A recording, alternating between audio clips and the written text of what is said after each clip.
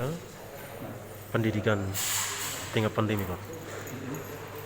Bagaimana respon Bapak terhadap pendidikan di Melaka terkait proses pembelajaran Apa dikaitkan dengan pandemi? pandemi Pak? Ya. Jadi di pendidikan pada dasarnya akan melakukan proses itu sesuai dengan regulasi. Regulasi. Mana kami sudah punya yang namanya kalender pendidikan. Kalender pendidikan. Jadi ada awal semester sampai akhir semester. Tapi di dalam hal pandemi ini akan kita berlakukan beda.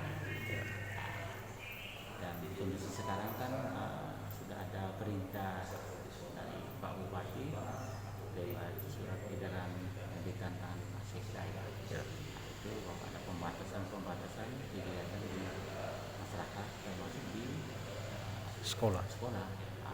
tapi kami tetap buatkan skema ke depan itu bagaimana kegiatan KBM-nya bisa jalan Ya. dengan memperhatikan protokol COVID sehingga di sini kita bisa dua-duanya jalan. Ya. Di sisi lain kita melihat pada pengalaman dan data kemarin yang lalu selama pandemi siswa dengan guru libur dan saya sudah perintahkan di dalam hal pembatasan kegiatan ini karena pandemi sudah boleh libur harus ada aktivitas guru dengan siswa. Sifatnya daring ya Pak. Ya ada daring. Lalu bagaimana dengan sekolah-sekolah yang di pelosok Pak? Ya ini yang saya bilang buatkan skema karena kita terhambat dengan penyediaan fasilitas telekomunikasi dalam hal ini BTS atau internet yang tersedia. Ya. Maka saya bilang buatkan skemanya untuk kita lihat dan kita lakukan apa bisa diterima untuk kita jalankan KBM tatap muka. Lalu pernyataan Bapak tadi sempat dalam rapat soal sifatnya perintah terhadap setiap kepala sekolah itu seperti apa Pak? Bagaimana? Soal sifat perintah terhadap kepala sekolah yang ada terkait pendidikan di tengah pandemi Pak. Ya itu program penerapan protokol kesehatan menjadi prioritas. Jadi semua kegiatan di lingkungan sekolah penerapan protokol kesehatan harus menjadi prioritas. Ya salah satunya yang tadi saya bilang pemasangan himbauan spanduk untuk ditaati oleh setiap orang yang masuk di kompleks sekolah. Salah satunya itu adalah siswa. Itu. Dan saya minta supaya kepala sekolah harus menjalankan ini menjadi prioritas. Dan yang kedua itu saya perintahkan untuk segera buatkan skemanya. Skema itu akan kita laporkan kepada Pak Bupati untuk mendapat pertimbangan sepenuhnya. Kita melihat kepada kondisi. Kalau sudah ada relaksasi lagi, kita terapkan. Kalau memang tidak bisa, kita batasi sementara. Kan tergantung kita yang mengendalikan. Yang penting kepala sekolah itu paham dulu dengan apa yang sementara kita progreskan. Jadi Bapak terkait dengan pembelajaran di tengah pandemi COVID-19 secara khusus di Kabupaten Melaka ini kan banyak dilarang. Apakah di tahun ajaran baru ini akan diterapkan proses belajar dari rumah ataukah mereka melakukan tatap muka? Ya makanya yang tadi saya bilang kita masih buatkan skemanya dulu. Ya skema kita melihat kepada kondisi daerah. Ya bagaimana perkembangan daripada status wilayah itu dengan terpaparnya virus ini di wilayah ini setingkat mana atau sebanyak apa yang kita lihat kan sekarang 22 mungkin naik 25 nanti. Nah ini kita akan pantau terus kalau memang dia sudah turun ya kita akan melakukan itu untuk tatap muka dan kita melihat kepada situasi kita tidak serta-merta memaksa karena itu juga nanti kan berakibat pada kita sendiri ya kepada anak-anak. Tetapi kita tetap menghimbau untuk mereka datang di sekolah itu untuk urusan-urusan berhubungan dengan KBM atau ekstrakurikuler itu harus terapkan protokol. Misalnya dalam satu ruang ini apakah ada pembatasan siswa dalam mengikuti? Ya makanya tadi saya bilang ada skema. Skema itu kita buat. Jadi contoh ya skema ya. Katakanlah sekolah ini ada 5 rombel. Katakan 6 rombel. SD kan? 6 SD, 6 kelas ini kalau memang dalam jumlah besar kita hanya satu hari itu 3 kelas saja. 3 kelas saja yang datang. Besok kelas yang berikutnya gitu.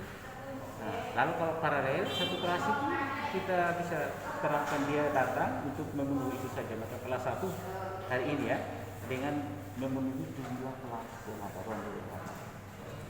Jadi ya saya minta 20 saja. 20 siswa saja paling banyak. Kalau lebih dia harus double shift untuk sore nanti. Ini lagi kami rancang, kita skemakan kita rapat ke Bapak Bupati. Untuk pendaftaran calon siswa baru itu sistem seperti apa? Ya. Langsung daftar. Ya ini saya juga sudah perintahkan kepada kepala sekolah untuk yang pertama itu terapkan protokol kesehatan, berarti tidak boleh orang berkerumun. Ya bisa dibentuk zona wilayahnya di mana bisa pencari sekolah atau peminat sekolah itu datang. Nah, siswa dengan orang tua. Pasti kalau SD dia dengan orang tua. Nah, SMP juga sebagai datang ke orang tua. Berarti paling banyak itu 2 orang datang jumlah berapa? Ya, katakan banyak ya, sekitar. Berarti di tengah pandemi COVID-19 ini kondisi guru maupun siswa dalam keadaan baik ya? Iya. Tidak terkonfirmasi. Jadi kita standby atau kita waspada bagaimana menghadapi pandemi dengan aktivitas kita untuk hari-hari. Begitu. Berarti banyak guru yang tidak, maksudnya seluruh guru dengan siswa-siswi tidak terkonfirmasi dari kasus awal. Ya untuk sementara belum ada laporan. Yang ada itu hanya dari masyarakat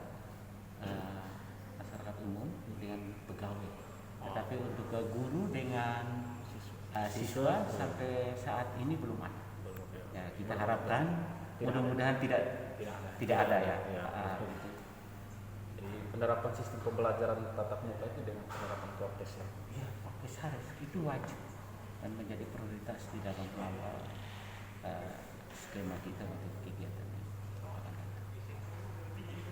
Himbauan untuk kepada siswa-siswi dengan bapak ibu guru Ya, pandemi COVID-19. jadi yang pertama lewat kepala sekolah masing-masing, baik itu tingkat SD, NI, SMP, MTS yang menjadi kewenangan dari dinas.